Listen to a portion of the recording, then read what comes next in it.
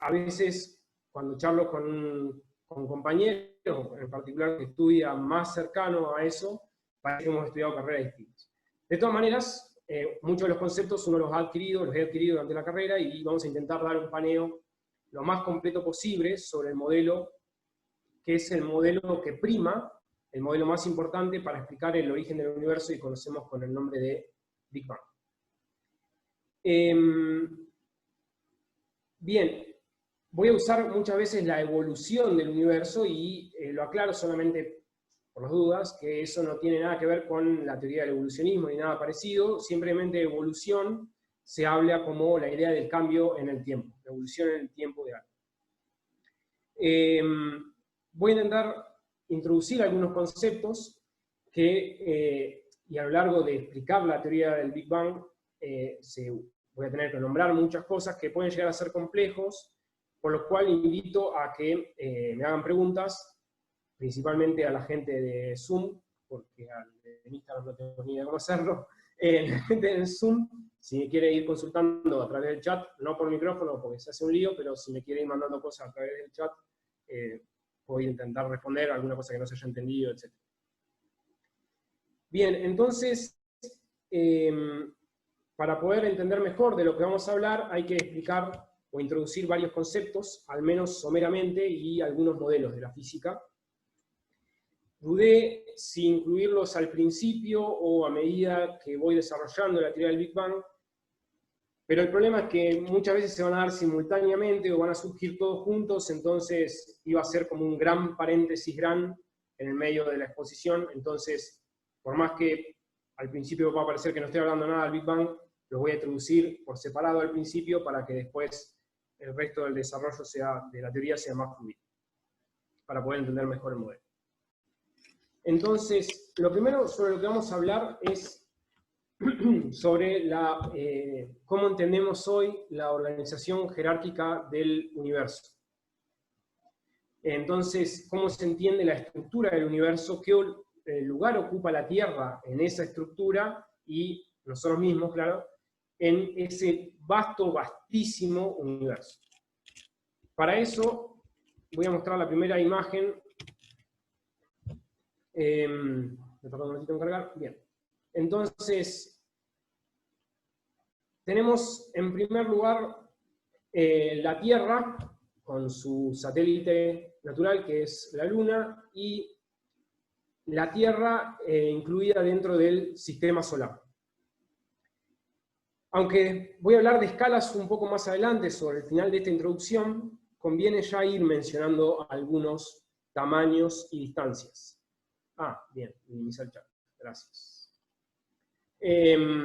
No sé si me voy a dar cuenta cuando me mando. Bueno, cosa que pasa.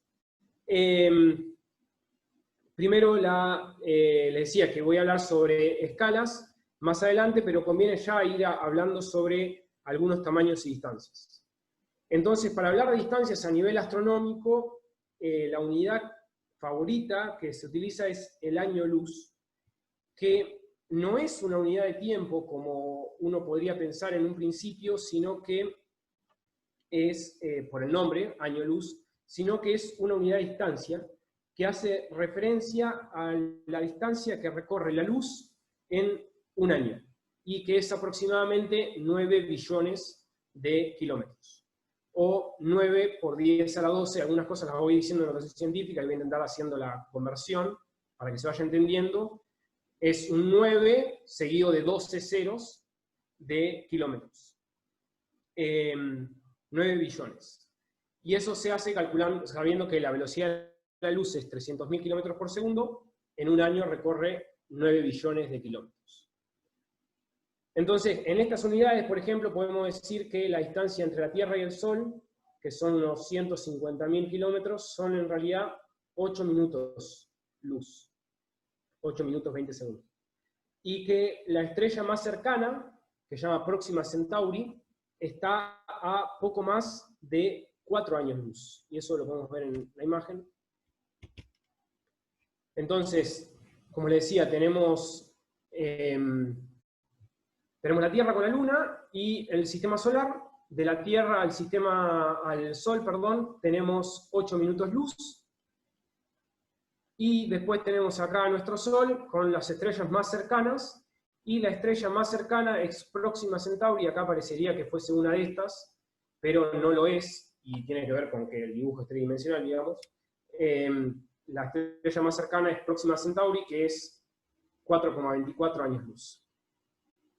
Entonces, tenemos la Tierra con los planetas y el Sol forman el sistema solar, después tenemos las estrellas cercanas, y junto con toda una gran cantidad de estrellas, miles de millones de estrellas, forman las galaxias.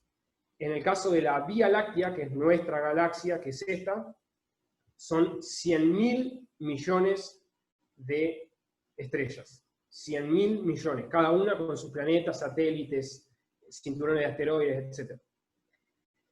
Las galaxias son discos más o menos densos en el centro, y van perdiendo densidad a medida que nos alejamos.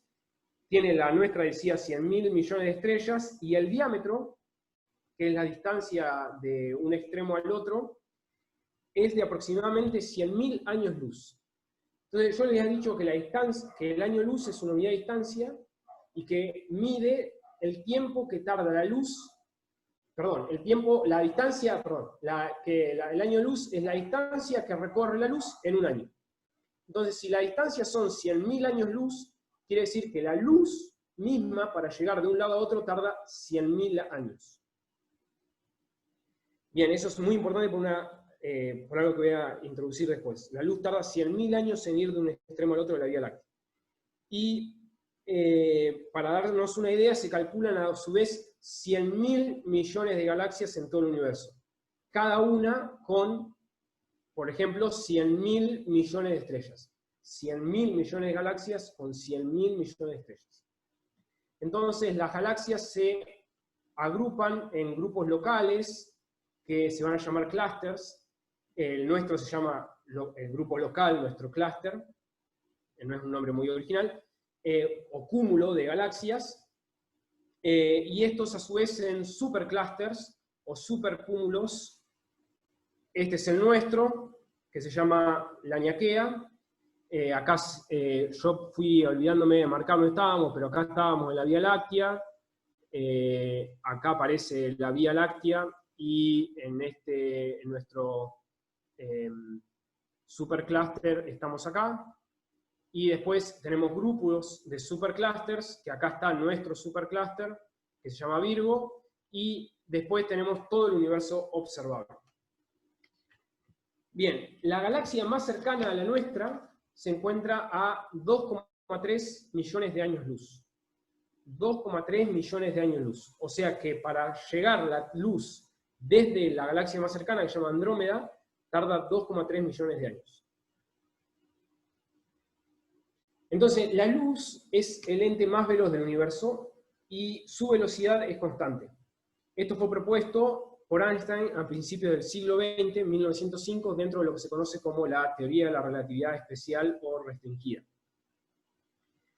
Sin embargo, a pesar de ser tan rápida, 300.000 kilómetros por segundo, a escalas cósmicas es muy lenta.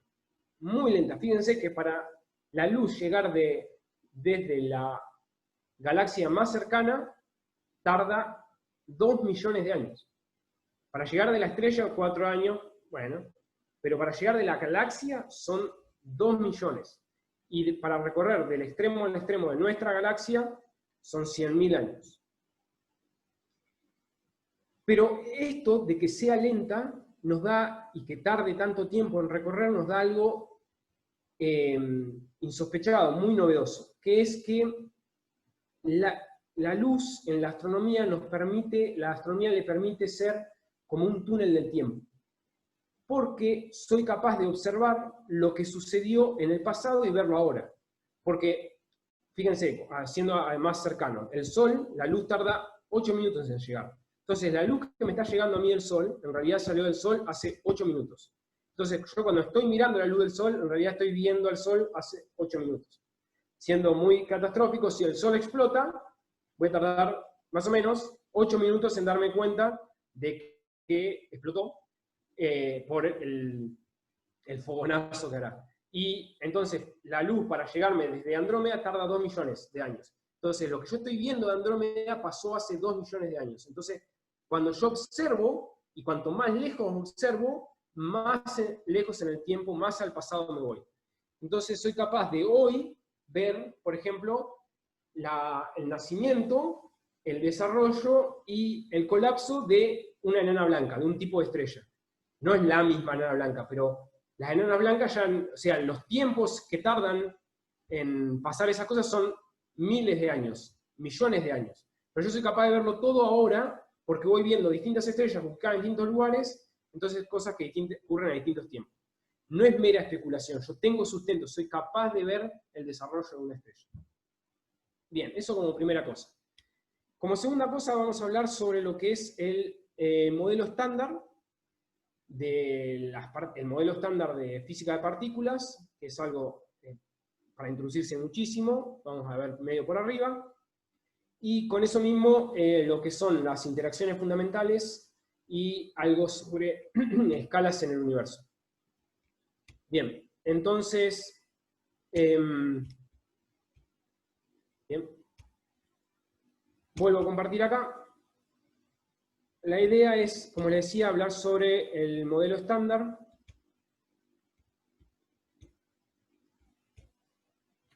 Entonces, ¿qué es el modelo estándar? ¿No? El modelo estándar de la física de partículas es la teoría que describe 3 de las 4 fuerzas fundamentales o interacciones fundamentales conocidas, que son la interacción, ya les voy a contar bien cada una, pero que las 4 interacciones fundamentales son la electromagnética, la débil, la fuerte y la gravitatoria, y de esas explico 3 con el modelo estándar, o sea, las 3 primeras sin contar la gravitatoria, que eran la electromagnética, la débil y la fuerte, y clasifico todas las partículas elementales conocidas. Entonces, clasifico todas las partículas elementales conocidas y 3 de sus interacciones. Bien, vamos a ir por parte. Entonces, los entes materiales, como los conocemos, se descomponen en átomos. Los átomos son el producto de la desagregación de las cosas, y se postula por primera vez de manera firme a principios del siglo XX, y se comprueba ahí casi inmediatamente, que los elementos se descomponen en átomos elementales. Antes ya se hablaba, más que nada en la química, pero al hablar de átomos traía muchos problemas, en lo que se llama mecánica estadística y en los cálculos de entropía, etc. Entonces era algo que se resistía mucho. Bien, a principios del siglo XX ya no es más posible resistirlo, y se comprueba además que es posible descomponer la materia en átomos elementales. El hidrógeno, el gas de hidrógeno en átomos de hidrógeno. El hierro en átomos de hierro. Y así sucesivamente. Estos son los elementos que clasificamos en... bien, esto es un esquema de un átomo, ahora voy a volver ahí. Estos son todos los elementos que clasificamos en la tabla periódica, que primero hizo Mendeleev, y que después se le fueron agregando los elementos. Mendeleev había dejado huecos que predecían que tenían que aparecer cientos de elementos de acuerdo a sus propiedades, y fueron apareciendo. Esta es la tabla periódica de los elementos como la conocemos hoy. Y, sin embargo, después se descubre, todo eso a principios del siglo XX, que el átomo está compuesto a su vez por un núcleo pesado rodeado por una nube de electrones. Yo dudaba si poner estas imágenes, uno en la secundaria, y a veces también por la misma foto que se dan, las imágenes que se dan de los átomos son como lo que se conoce el átomo de Bohr, o el sistema planetario, donde tenemos un núcleo y donde los electrones se mueven en órbitas circulares. Eso no es así, es una primera manera de imaginarse. En realidad es como que en realidad no hay manera de imaginarse. El átomo es un objeto cuántico, y las partículas elementales son objetos cuánticos. Los electrones se encuentran en nubes que están delocalizadas alrededor del núcleo. Lo digo solamente para enfatizar de que el átomo no es tan sencillo como el sistema planetario que a uno le muestran a veces en la secundaria, o el dibujo típico del átomo. Entonces, sin embargo, el átomo se puede descomponer en un núcleo pesado, que está compuesto por protones y neutrones, que eso también costó verlo, los neutrones se descubrieron recién en 1930, pero ya a principios del siglo XX sabía que había un núcleo que era más pesado, y los electrones, la nube electrónica, que son tienen masa muy, muy, muy pequeña, y son los responsables de la electricidad, por ejemplo. Son los que te dan la descarga si uno va caminando por una alfombra con medias y toca un picaporte, son los que te pegan el chispazo. Eso también, lo que decía, se descubre entonces que el núcleo también está compuesto por protones y neutrones, que tienen casi la misma masa, y que los protones tienen idéntica carga que el electrón, pero de signo opuesto.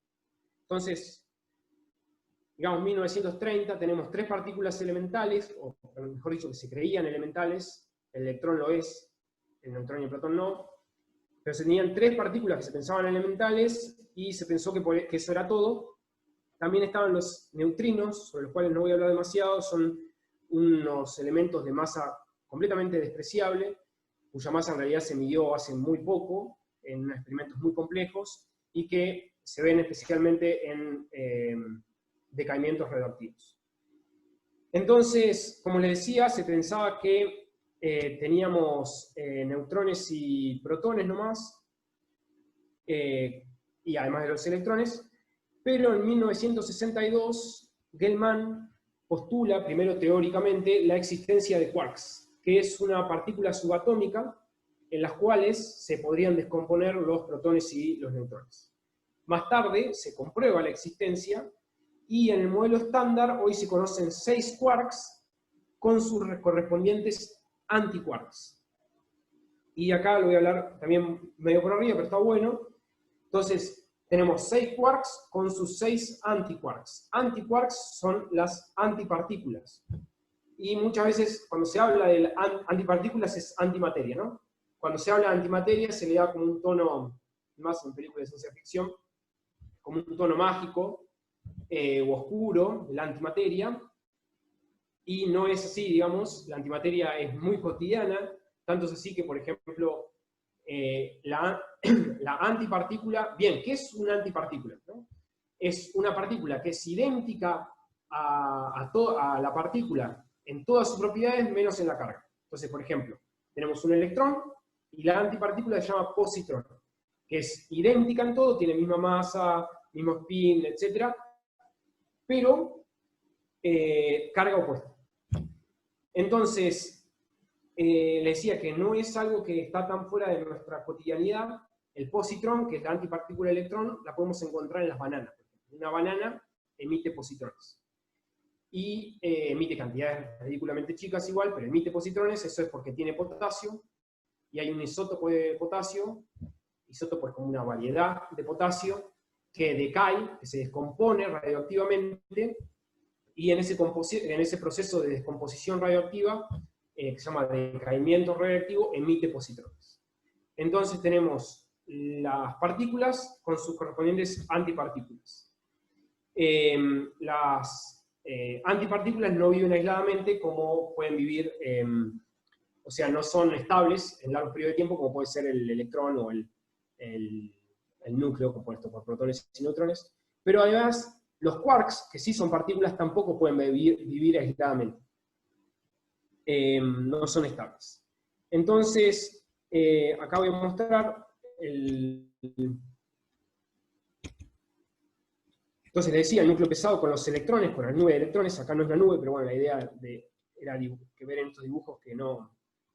Ahí parece que es un átomo planetario, pero en realidad es como una nube. Y entonces, esto es como la tabla periódica moderna, digamos, de las verdaderas de partículas elementales. Estas son la tabla periódica de los elementos, que es totalmente válida, pero cuando vamos a partículas elementales, estas son las partículas elementales. Entonces tenemos los 6, acá saqué las antipartículas, pero cada una de estas 12 tienen antipartículas. Tenemos los 6 quarks con sus antiquarks, y los leptones, que dentro de los leptones, el que conocemos es el electrón, y yo le había nombrado los neutrinos. Estas dos son otras partículas que no voy a contar. Y después tenemos los intermediarios, o bosones, de los cuales el fotón es importante, que es la partícula de luz, que tiene masa cero, y el Higgs. El bosón de Higgs es lo que se llama, comúnmente se conoce, mal llamada partícula de Dios o partícula divina, que es la partícula que le da masa a todas las partículas que tienen masa. Bien, no es una partícula, es el bosón que le da masa a todas las demás, a las partículas que tienen masa. Entonces, a estas escalas ocurren cosas que son casi inconcebibles imaginativamente. Todo esto es un modelo cuántico, o sea, es el mundo cuántico, donde las cosas y la intuición desaparece completamente. Lo que uno espera del mundo macroscópico, eso no se cumple en el mundo cuántico. Y, por ejemplo, una cosa que puedo hacer es, a partir de luz, generar materia. Yo puedo, a partir del choque de dos fotones, choque con suficiente energía, puedo generar un electrón y un positrón. O sea, partícula y antipartícula. Puedo hacer también lo opuesto. Si choco un electrón y un positrón, se generan dos fotones. Esto no es teórico, es experimental, se puede hacer realmente. Bien, entonces, esta es un poco la tabla periódica del modelo estándar. Y entonces dijimos que el modelo estándar describía tanto las partículas elementales como las fuerzas, las interacciones de esas mismas partículas. Acá en realidad no pongo las 4 fuerzas y las 3 del modelo estándar están recuadradas. Entonces, por un lado tenemos la única que no está contemplada dentro del modelo estándar por problemas teóricos, digamos. Acá justo aparece con un signo de pregunta el gravitón, es algo que no existe, que no se ha encontrado. Entonces, la fuerza de la gravedad, que es la única que actúa a escalas cósmicas, a escalas grandes, y que está relacionada, es directamente proporcional a la masa de los cuerpos que se atraen o se repelen. En realidad no se repelen, es atractiva la gravitación. La electromagnética puede ser repulsiva o atractiva. Entonces, Newton postula, esto lo cuento porque me parece interesante para los tiempos que corren, Newton postula la teoría de la gravitación en el siglo XVII, y como anécdota, la postula luego de un periodo de reclusión por la Gran Peste de Londres. Pasa recluido 20 años él, no la pasaba mal, digamos, igual, o sea, no era un lugar chiquito, estaba en una estancia, digamos, una campiña en Inglaterra, y él se recluye allá por 20 años, estudia y al final publica sus libros, entre los que estaba la teoría de la gravitación, y él fue uno de los primeros en empezar a pensar a las interacciones, a la fuerza, como algo invisible que puede causar repulsión o atracción. Ya digo, en el caso de la gravitación, solamente atracción.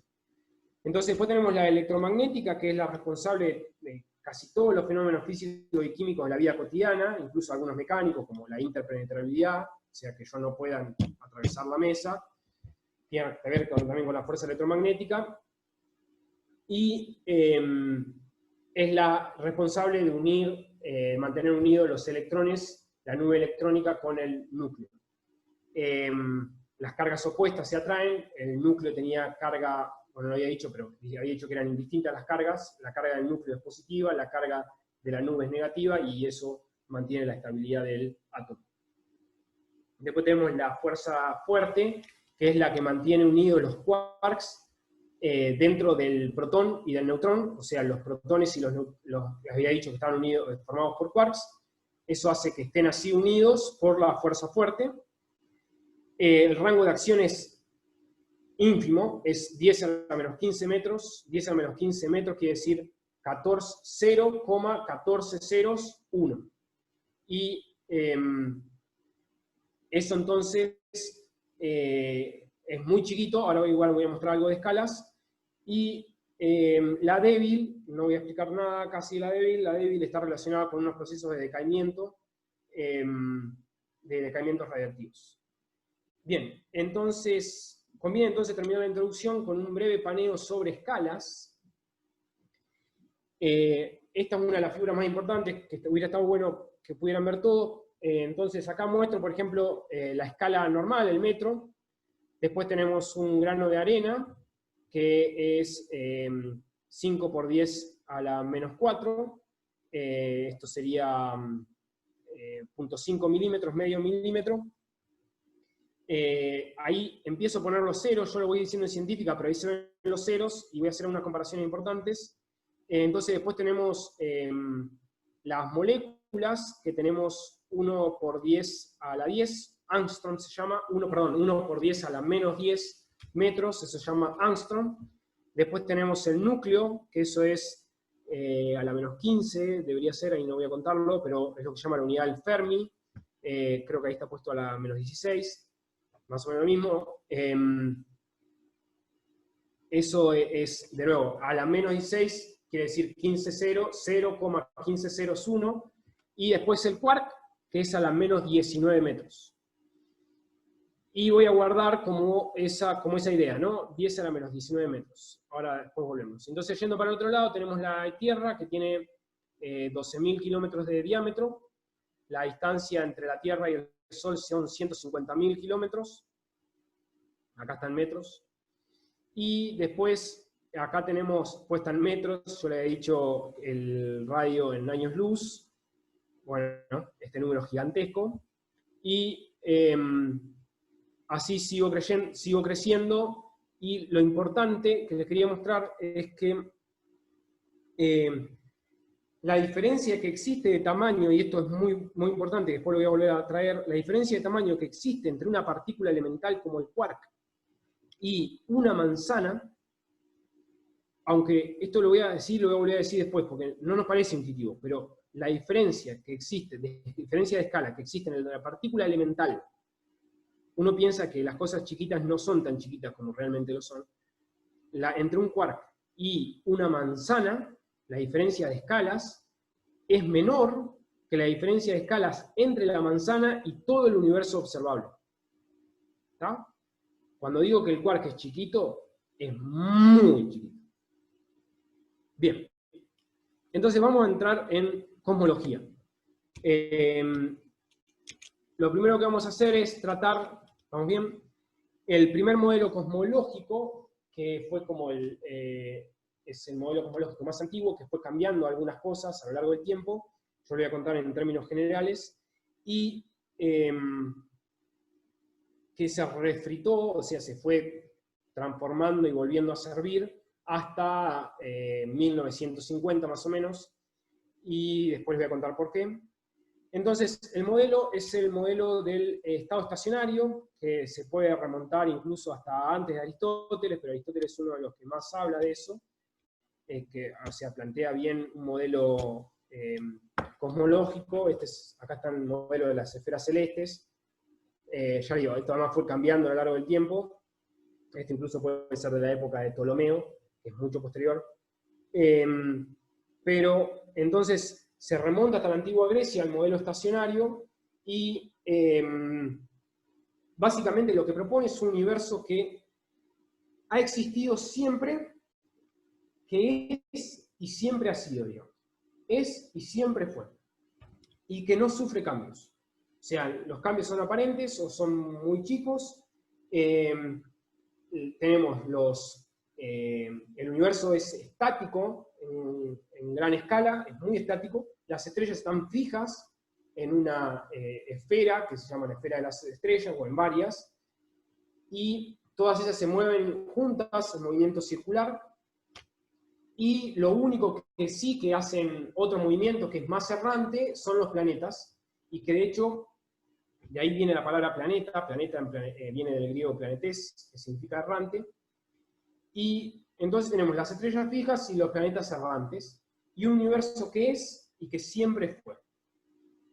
Y hoy, que además vamos a hablar del Big Bang, y que muchos lo han escuchado a la teoría y la conocen, nos puede parecer bastante ridículo, muy antiguo, pasado de moda esta teoría, pero no solamente no lo es porque se refritó hasta hace 70 años, sino porque además es mucho más cercano a la experiencia cotidiana, ¿no? Uno sale afuera, bueno, ahora mucho no se puede, pero uno sale afuera y ve el cielo, ve las estrellas están siempre a la misma distancia unas de otras, no ve un universo en expansión ni mucho menos, todo está fijo, los planetas se mueven, las estrellas también, yo veo distintas constelaciones a lo largo del año, pero bueno, puedo describir que todo se mueve junto y los planetas en otras de otra manera, pero no algo que esté cambiando, que se esté expandiendo, que se esté achicando, nada de eso.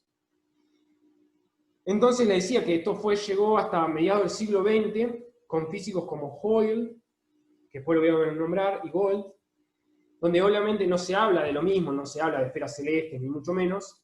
Ya se conoce el movimiento de las estrellas, se conoce el movimiento de las galaxias, se conoce la expansión, que ahora vamos a hablar del universo, pero donde se sigue rescatando e intentando mantener, en este momento ya la teoría pasa a ser bastante forzada, pero bueno, no había todavía tanta evidencia experimental como la hay hoy para la teoría del Big Bang, entonces no era tan alocado, por más que era alocado, digamos, no podía ser. Entonces se habían cambiado cosas o elementos de esta teoría, pero lo que se mantenía era que era un universo que es y que siempre había sido. Y luego voy a hablar un poco más, voy a volver a mencionar de por qué esta insistencia en querer un universo estacionario, ¿no? Un universo que es y que siempre fue. Pero está relacionado un poco con concepciones filosóficas y religiosas. Adelantando como un poco spoiler, digamos, la idea de un universo que tiene un origen no gusta, digamos, porque un origen es como un origen en el tiempo, como bueno, ¿de dónde, por qué arrancó? Es más fácil decir que esto es y siempre estuvo, y qué hubo antes o qué, no, eso no importa, no existe, no tiene sentido la pregunta, es y siempre fue. Bien, sin embargo, esta teoría, como les decía, acumuló mucha cantidad de evidencia en su contra y se tuvo que abandonar. Bien, pasemos de lleno entonces al Big Bang. Para eso arrancamos hablando con Albert Einstein. Yo les dije que en 1905 ese no es Einstein, por las dudas, si lo voy a sacar.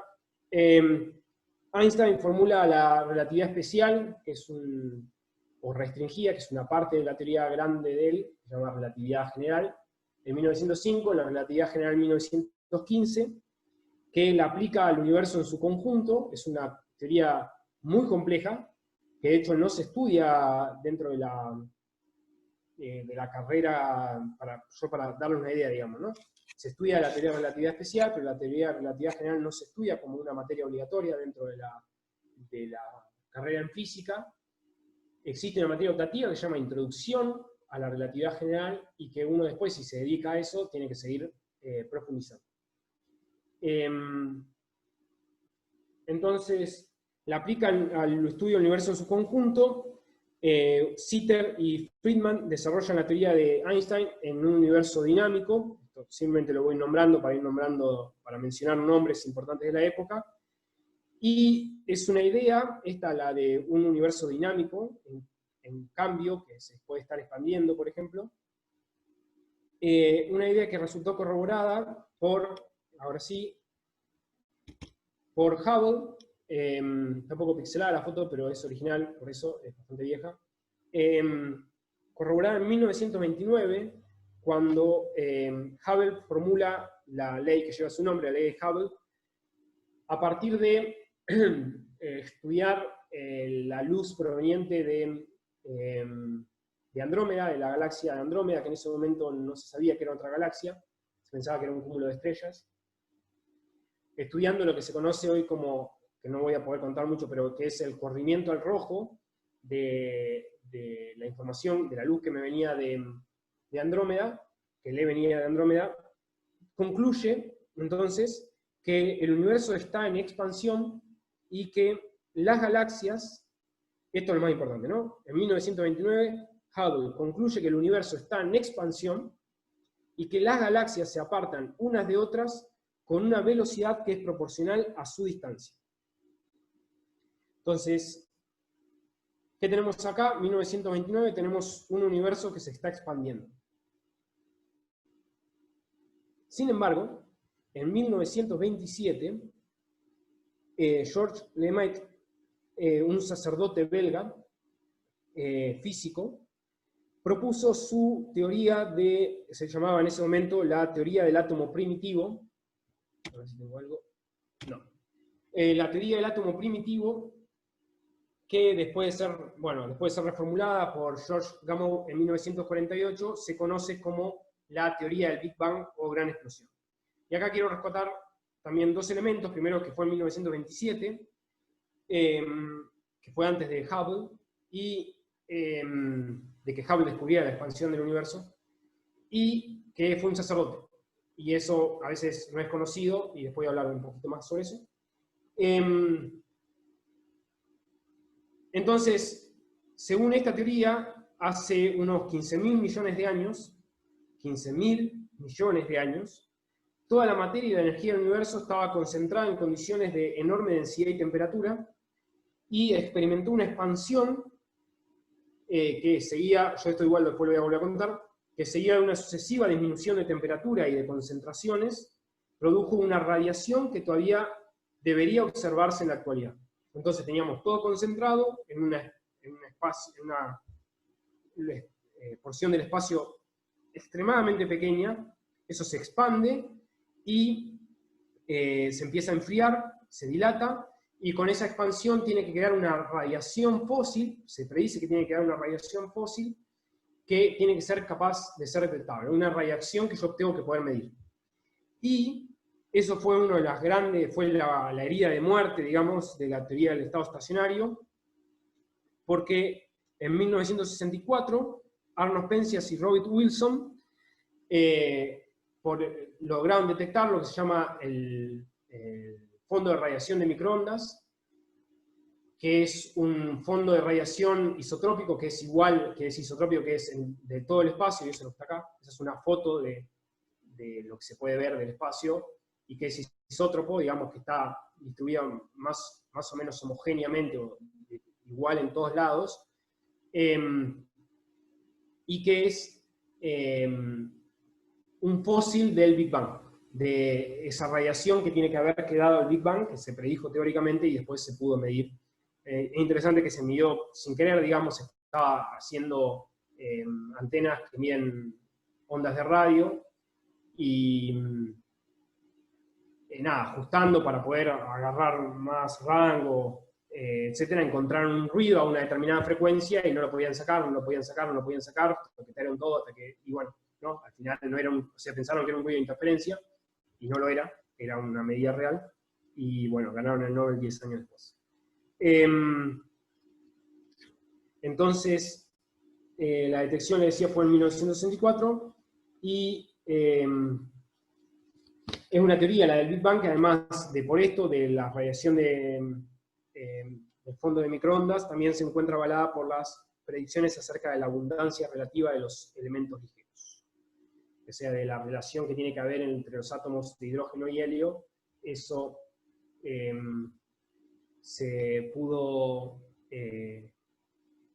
predice, y después cuando se mide se da de la misma manera. El nombre Big Bang significa gran boom o gran explosión, y en realidad fue una burla que acuñó el físico inglés Hoyle, el que les nombré antes, que era del modelo estacionario. Se burló en una entrevista para la BBC, y después le quedó el nombre ese. Entonces, a Lemaitre no se le ha dado el crédito que merece, siendo que en realidad la teoría fue muy resistida por el establishment científico de la época. Fue una enorme resistencia a aceptarlo, e incluso a Einstein no le gustaba para nada. Ahora nos puede parecer todo lo razonable y lo obvio, porque muchos lo estudiamos y porque lo escuchamos, pero no era para nada obvio hace 50 o 60 o 70 años. Y ya le digo, o sea, el modelo estacionario, más allá de algunos refritadas, aguantó 2000 y pico de años, y además de alguna manera tiene, yo les digo, consecuencias filosóficas y teológicas, que después el ateo le encontró la vuelta para llevárselas puestas, pero en un momento no gustaba, porque parecía que de alguna manera significaba que si hubiese un origen, nosotros lo creemos de esa manera, pero bueno, si había un origen en el tiempo tenía que haber un Dios, y al ateo no le gustaba eso. Bien, entonces eso causó gran revuelo hasta que se aceptó. Después la evidencia se fue acumulando y se tuvo que aceptar. Y respecto a este problema del origen del tiempo, ahí el ateo puede salir por la tangente. Una de las maneras que hace es considerar ciclos temporales, pero el universo se expande, se achica, y vuelve a arrancar, y vuelve. Entonces tenemos algo que es cíclico y de alguna manera siempre estuvo. Bien, eso es una teoría súper alocada, que además sabemos que no es cierta. Y eso es interesante también, que si puedo al final voy a leer una cosa de Lemaitre. Bien, entonces ahora voy a contar el Big Bang. No es larga, pero lo que vamos a hacer es especulación. Sobre todo esto, por más que haya partes que sean razonables y que tengan algunas de sus partes de evidencia científica, no deja de ser especulación racional que tiene límites. Lo que vamos a hacer es ir como en fotogramas a lo largo del tiempo. Primero vamos a ir, o sea, lo que quiero decir, son muy distintas las certezas que yo puedo tener de una evolución de una estrella a la que son respecto al origen del universo.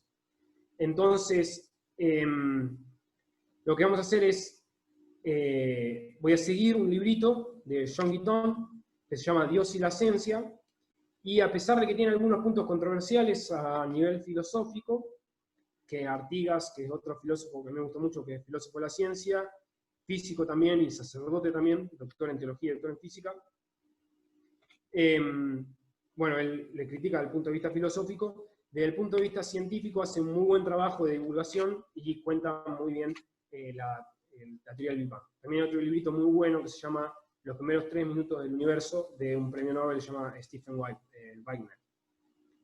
Bien, entonces, primero vamos a ir caminando rápidamente hacia el pasado, dando grandes saltos. Después vamos a ir bien al inicio y vamos a empezar a subir de nuevo en el tiempo hasta encontrarnos al punto donde, hasta más o menos cercano a la actualidad o a tiempos más normales.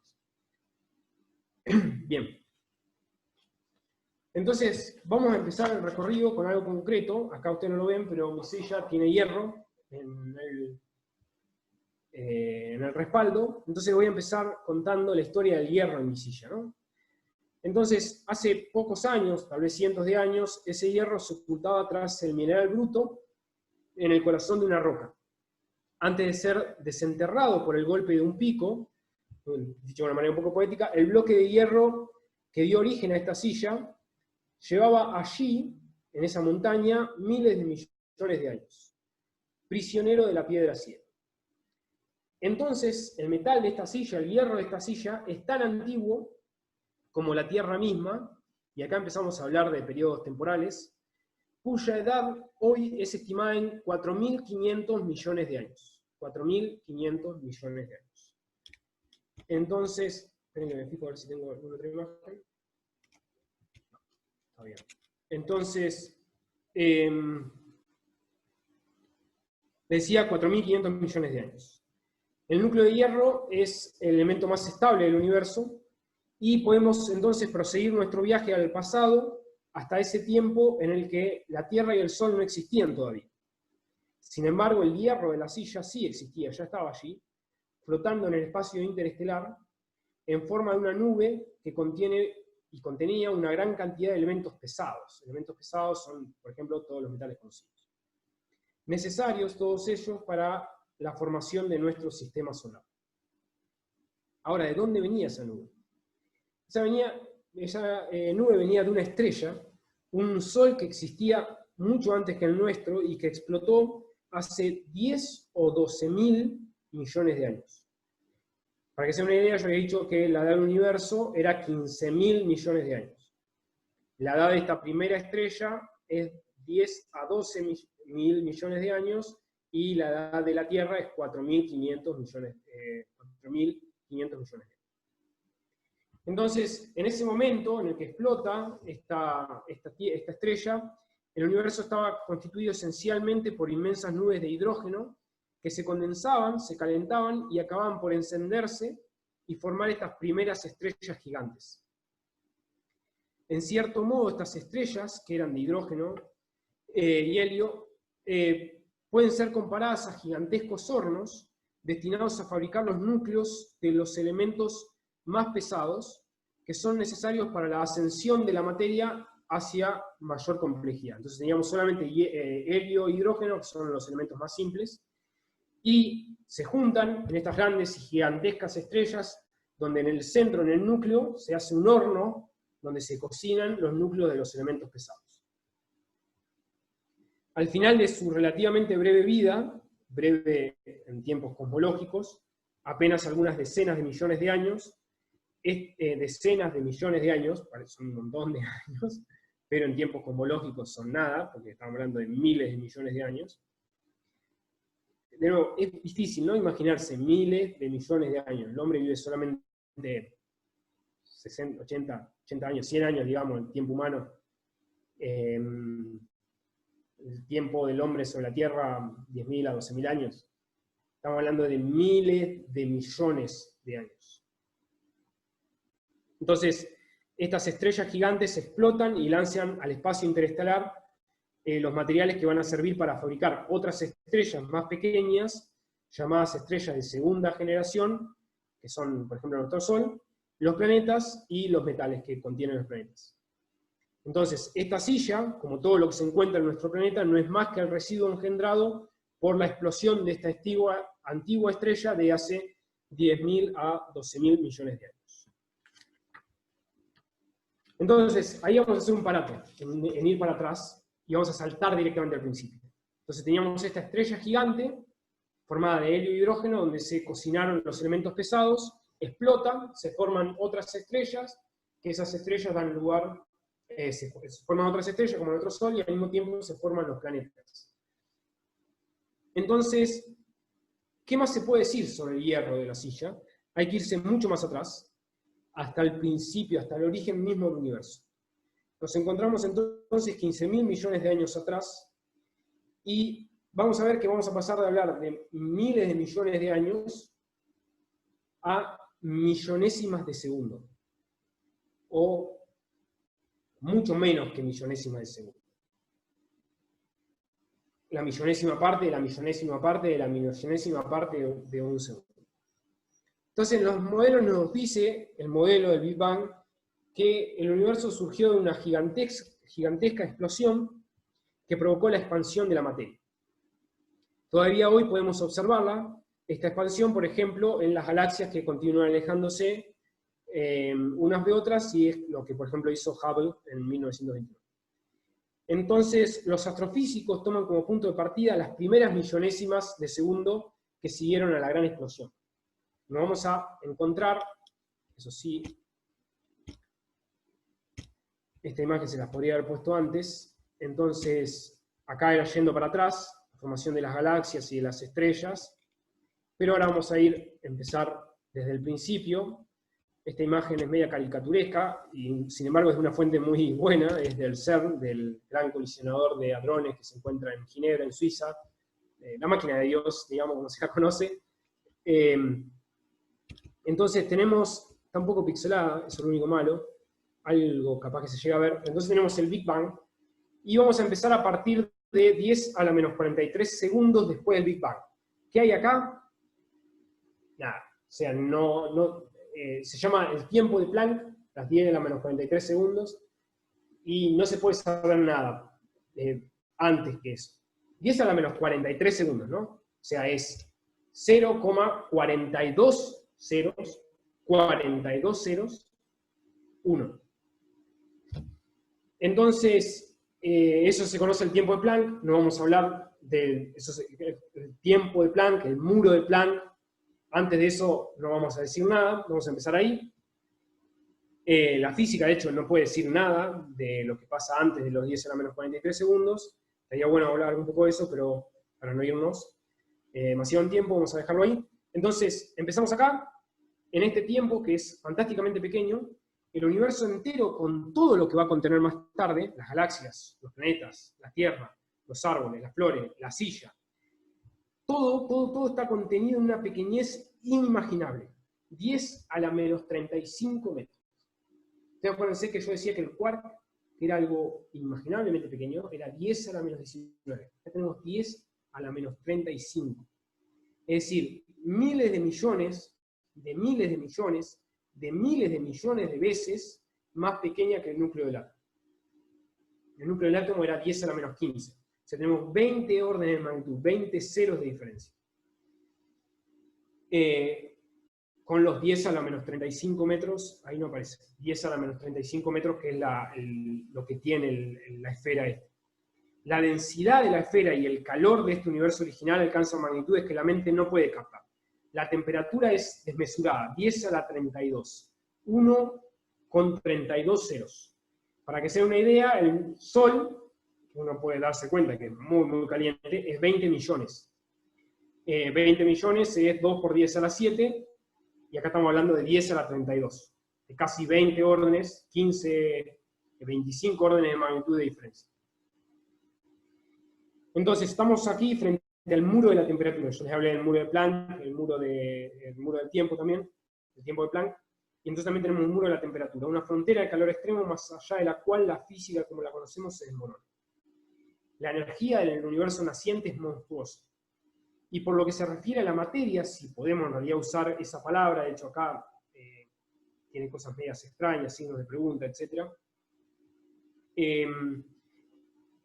Hay lo que se encuentra como una sopa de partículas primitivas, antepasados lejanos entre comillas, porque van a ver que los tiempos son muy cortos, de los quarks, que son partículas que interactúan continuamente entre sí.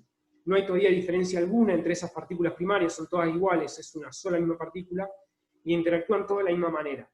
No hay una sola fuerza, no hay 4 interacciones fundamentales, las 4 están unidas y se muestran indiferenciadas. Bien. Entonces, quizá esa sea la época la más alocada de la historia la historia cósmica, la historia universal, porque los acontecimientos se van a precipitar con un ritmo alucinante. Tanto es así que van a pasar muchas más cosas en estos primeros millonésimas o miles de millonésimas de segundo que en los miles de millones de años después.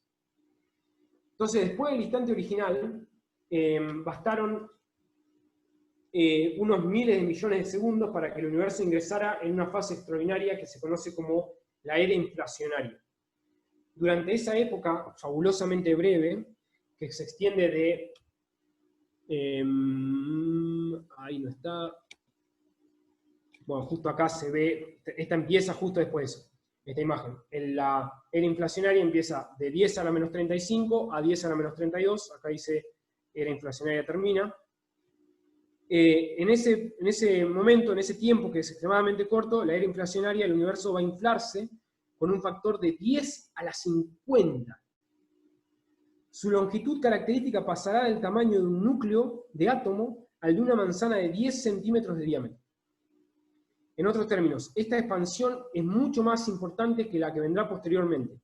Desde la era inflacionaria hasta nuestros días, el volumen del universo solamente va a aumentar con un factor de 10 a la 9. Nada comparado con 10 a la 50. Apenas 1000 millones de veces. Insisto de nuevo, esto es entre las diferentes diferencias de escala. Son cosas muy difíciles de ver. Entonces estamos aquí frente a un universo en forma de manzana. Si hay cosas ahí capaz que no ayudan, no le den mucha importancia, algunas cosas las voy mostrando.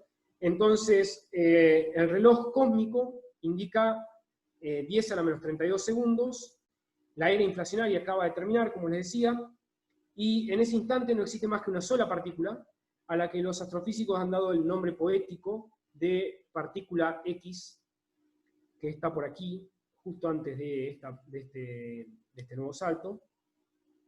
Esa partícula original, que ha precedido a todas las demás, su función consiste simplemente en transmitir fuerzas, y si alguien podría haber visto el universo en este momento, podríamos ver que era una manzana completamente homogénea, solamente un campo de fuerzas que no contenía la mínima porción de materia, no había materia.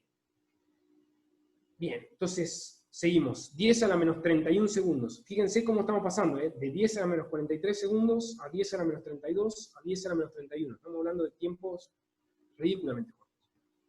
Entonces las partículas X van a originar las primerísimas partículas de materia, los quarks, electrones, fotones, neutrinos y todas sus antipartículas. Por estas cosas yo ya lo nombré, ¿no? Lo del modelo estándar, ya las nombré a todas estas partículas, neutrinos, lo que es antimateria, todo esto se va a dar lugar en este momento, 10 a la menos 35. Entonces, echamos nuevamente un vistazo a ese universo naciente, alcanza ahora el tamaño de una gran pelota, las partículas que existen, ahora sí estamos acá, electrones, quarks, fotones. Las partículas que existen en esa época provocan fluctuaciones de densidad que dibujan aquí y allá irregularidades de todo tipo. Bien, ¿por qué son importantes estas irregularidades? Porque hoy debemos nuestra existencia a dichas irregularidades que se dieron en el origen, ya que esas estrías microscópicas se van a desarrollar para originar mucho más tarde las galaxias, las estrellas y los planetas. Si ustedes piensan, lo que teníamos era algo completamente homogéneo, isotrópico, y hoy, aunque a gran escala el universo es isotrópico, no es igual en todo espacio. Yo acá estoy y al lado no estoy. Y la Tierra está en un momento y al lado no está. O sea, hay lugares de asimetría, hay lugares de ruptura de simetrías, que el origen se dio en este inicio. El origen de esta simetría actual se dio en el inicio mismo del universo. Entonces, sigamos juntos este recorrido. A los 10 a la menos 32, estábamos 10 a la menos 31, 10 a la menos 32, ocurre la primera transición de fase. La fuerza fuerte que les había nombrado antes, que es la que asegura que el núcleo esté unido, digamos que une los protones y los neutrones en el núcleo, se desprende de la fuerza electrodébil. La electrodébil es la unión de la electromagnética y la fuerza débil. En esa época el universo ya crece en proporciones fenomenales, ahora mide 300 metros de un lado a otro. En el interior es el reino de las tinieblas absolutas y de las temperaturas inconcebibles. El tiempo pasa, vamos a pegar un salto grande, y entre comillas, vamos a ir a 10 a la menos 11 segundos, la fuerza electrodébil se separa, algo acá se cortó, a ver si puedo volver, espérenme un segundo, estamos. Entonces el tiempo, a los 10 a la menos segundo, la fuerza electrodébil se divide en dos fuerzas distintas, eso está por aquí. Se divide en dos fuerzas distintas, la interacción electromagnética y la fuerza débil, y los fotones, las partículas de luz, ya no pueden ser confundidas con otras partículas como los quarks, los gluones o los leptones. Las cuatro fuerzas fundamentales acaban de nacer, entonces ya se habían separado. Perdón, la gravitación no lo nombré, pero ya se había separado. La fuerte se separó de la electrodébil, y ahora la electrodébil se separó en la electromagnética y la débil. Tenemos las cuatro fuerzas fundamentales. Entre 10 a la menos 11 y 10 a la menos 5 de segundo continúa la diferenciación. Sin embargo, en este momento pasa algo muy esencial. Los quarks se asocian en neutrones y protones, ya estamos por acá. Se asocian en neutrones y protones, y la mayoría de las antipartículas desaparecen para dar lugar a las partículas del universo actual. Acá voy a nombrar algo muy, muy al pasar, pero es muy interesante pensar en que hubo una asimetría original entre materia y antimateria. Como yo les había contado, un positrón y un electrón, y como así cualquier partícula con su antipartícula se puede chocar, aniquilar y dar luz. Si hubiese habido siempre la misma cantidad de materia que antimateria, siempre se hubieran chocado y hubieran dado luz. Entonces, en el inicio hubo una pequeña asimetría entre la cantidad de materia y antimateria, que se dio. Y eso es lo que da lugar a que desaparezca toda la antimateria y todavía me quede materia, que es lo que da lugar al universo conocido, ¿no?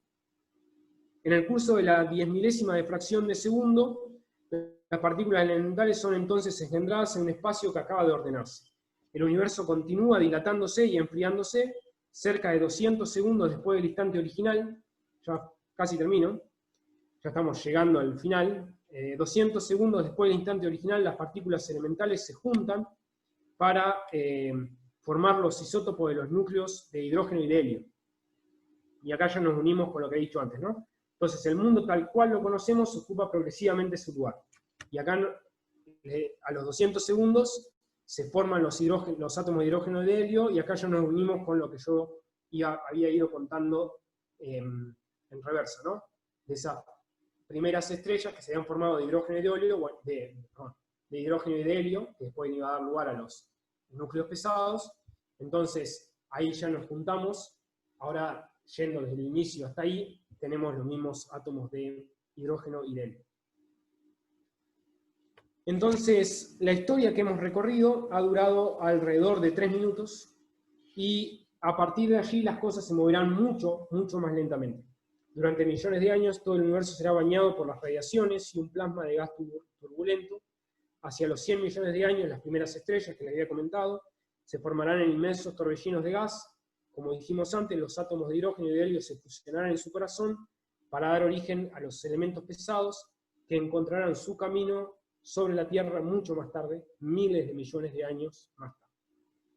Entonces, quería terminar, sí, son 2 minutos nomás, con una cita, que en realidad yo la tengo de otra charla, pero que me gusta mucho, y también para dar honor al inventor, el primero que modeló y postuló la teoría del Big Bang, que fue Georges Lemaitre.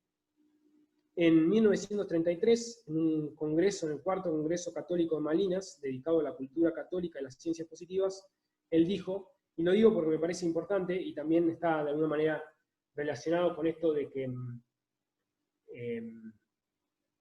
por ejemplo, decir que sabemos que el universo no es que vuelve a arrancar siempre.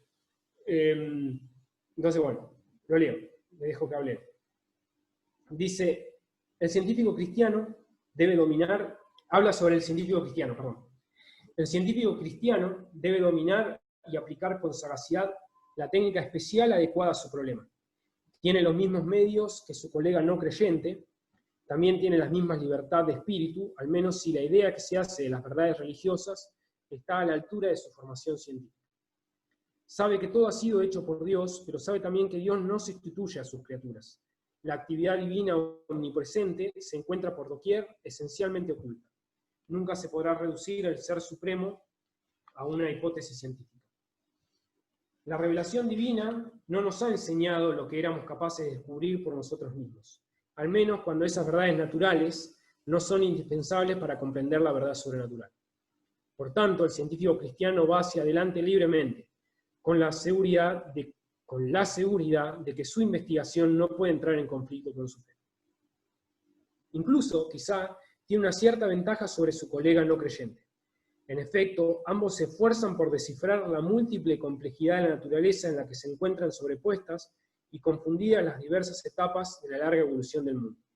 Pero el creyente tiene la ventaja de saber que el enigma tiene solución, que la escritura subyacente es, al fin y al cabo, la obra de un ser inteligente, y que por tanto el problema que plantea la naturaleza puede ser resuelto, y su dificultad está sin duda proporcionada a la capacidad presente y futura de la humanidad.